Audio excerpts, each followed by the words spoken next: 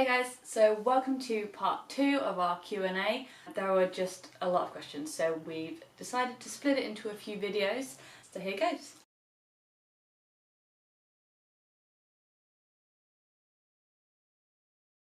Next question. This is a heavy one. Opinion on free will. Not the morality of it, but how much can we affect the free will of others? It's a really heavy subject. Yeah. I do get asked questions about it quite a lot. Yeah, it really depends on the kind of magic you're practicing. I guess on some level magic can, like, even the kind of positive magic that we're like talking about can definitely plant the seed in someone's head to do something.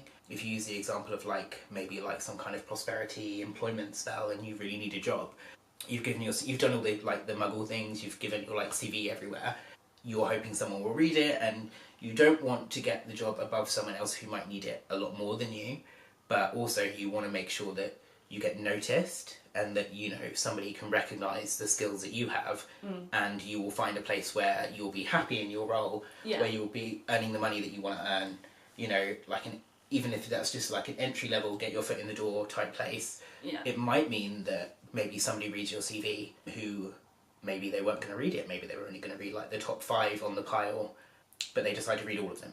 Maybe they read your CV ahead of time, or suddenly something about your CV makes them think, oh, I'll get that person in. Because the way that the spell is weaved is that, maybe the universe or, whatever deity you might be calling, or even just your own personal energies might recognise that maybe a job in this place is the better job for you. Yeah. And so it kind of connects those dots in a way that maybe might not have happened without the spell. It also would depend entirely on how much you actually believed in free will. If you were someone who leant more towards the fact that everything is predetermined, we have our destinies or whatever, then you wouldn't be affecting someone's free will, because to you, if you did believe that, you could be doing a spell to just push that destiny through rather than it changing anything. It would more maybe speed up or make sure that you followed the right path to that destiny, as opposed to changing something that wasn't supposed to be anyway. And it all depends on what kind of magic you're talking about. Let's go back to what you're practicing. There's definitely some parts out there where you can really do heavily influence someone's free will. Yeah. I get asked a lot of questions about I want my girlfriend back, I want my boyfriend back. Love spells. Lots of love stuff, and my answer's always, why would you want that? Why would you want to force them? Yeah. If you want to force someone, I don't know, I would feel like it'd be forcing them. Yeah. I would. Yeah, we were kind of putting them back together, and I've seen people do that kind of magic over my life, and it works. I've seen it work, but I've also seen it end miserably, because you're putting things into a box together that don't want to be in that space together. No. And, the person who might have been influenced to come back to the relationship, something would ultimately feel wrong to them on a level, and that will grate. And in the answer to the question, really, in a nutshell, if we take out the morality, the question asks, how much can we affect the free will of others? The answer is pretty much quite a lot, really. A lot. Yeah. Depending on, how strong your intention is versus their intention. Yeah. Next question. Oh, it's a little one. Journaling. This wasn't a question, it just said journaling, so... I think it's because I asked for debate subjects as well, so maybe this is a debate subject. Okay. I've also written Book of Shadows next to this, because I think journaling and Book of Shadows cross over in this context. Yeah. I find journaling really hard. I feel really awkward having a conversation with a book. Oh my god, that's what it is, isn't it? Yeah, it's having a conversation with a book, but a one-sided conversation. The book isn't going to write the answer for you. Well, maybe, unless it was Tom Riddle's diary. And I also just have this image grained into my brain of a really angsty teenager. And I've got a lot of issues that I should probably journal about. It would be something that would probably really help me, but I just can't get past it. I really can't. I find that I would love to write more things down. You're a writer. I'd love to write in my Book of Shadows more. I'd like to write more specifically for me to see. I spend most of my free time writing for other people to see. Yeah. And so yeah, we do. I write a lot of things for others, and that's where my priorities have to be right now. And I mean, if I had time, even if I had time, I probably still wouldn't journal. I just don't think. I know that No.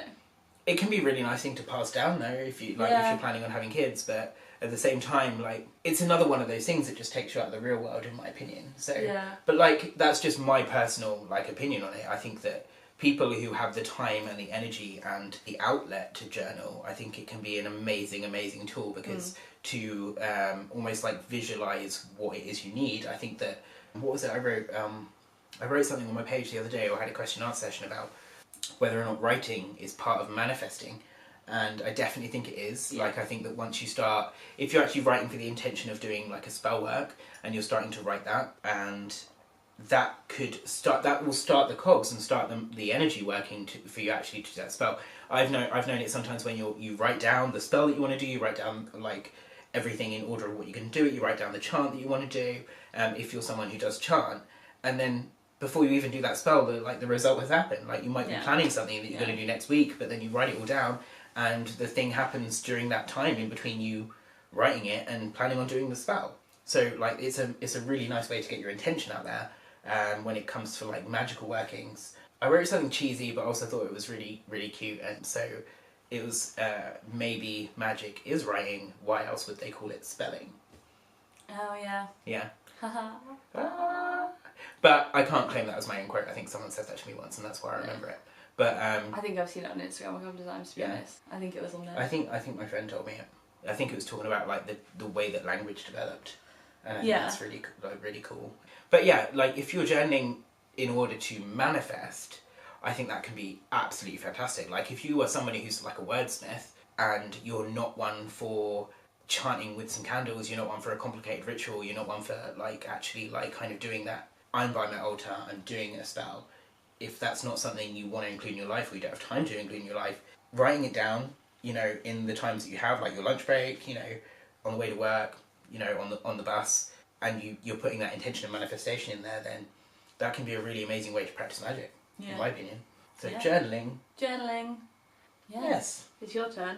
My turn. Your turn.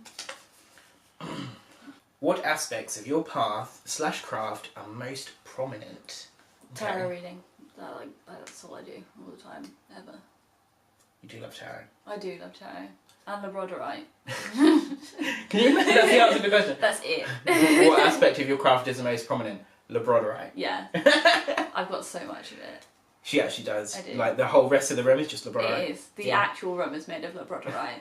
And if you don't know what that looks like, I'll put a link in the description to a photo of it, and you'll understand. Yeah. You'll understand. Maybe it's easier to answer for each other, because yours is definitely tarot. I also think yours is a lot of the where magic meets mindfulness. So, like, where your practice, like your witchcraft, often meets self-care for you, and you do a lot of self-care in a witchy way. Like, so you might do like a spell for self-care, you might do like a ritual bath for self-care, and include like a little chant or a feeling in that will help you. And so it's kind of like the basics of self-care, but you add that witchcraft element on top of it, and you blend that. I feel like that's really prominent in your practice. I do a lot of imagining a bright white light just like blasting through my body to get rid of the bullshit. It helps. I would advise giving it a try, definitely. I know you like candle magic I love a lot. candle magic. Honestly, he's such a fire hazard. Like, and not a tidy person either. It's terrifying going to his house. It's true. Like, we sit on the floor and do tarot stuff, and he's like, we have to light 65 candles. And I'm like, Stephen, there's not enough room. And he's like, 65 candles. I would like to say that is a lie, but He can't. it's not. It's not. I love candlelight. I love working by candlelight. I love candles. I'm not huge on scented candles. I don't think have you seen any scented candles? No, a couple. No scented candles, but then incense are always burning, so it'd be totally counterproductive anyway. Yeah, that's true. But yeah, like, candle magic is probably my thing. Yeah. It's the one thing that I say to people when they want me to talk about my craft. I also really love divination of all kinds. Well, I love all kinds of divination, but I only practice a couple. So tarot, is probably my main one. But I'm also very big on like actual like crystal gazing. Which is really hard. Probably like, you know, like the little kind of dragon's eggs, the ones that have like a smooth surface. Yeah. Some people call them seer stones. They're something that I can use quite a lot, but all of that is done by candlelight. Yeah. Yeah. Everywhere. And teaching. That's probably the biggest asset to my craft. Oh yeah, you do that a lot. I like teaching. He gets a lot of questions on Instagram. It helps a lot of people. I've had like students. Helps me a lot. Yeah. You also do a lot of other things as well outside of witchcraft, like holistic wise. Yeah. Yeah. I'd say that's pretty much us, isn't it? Yeah.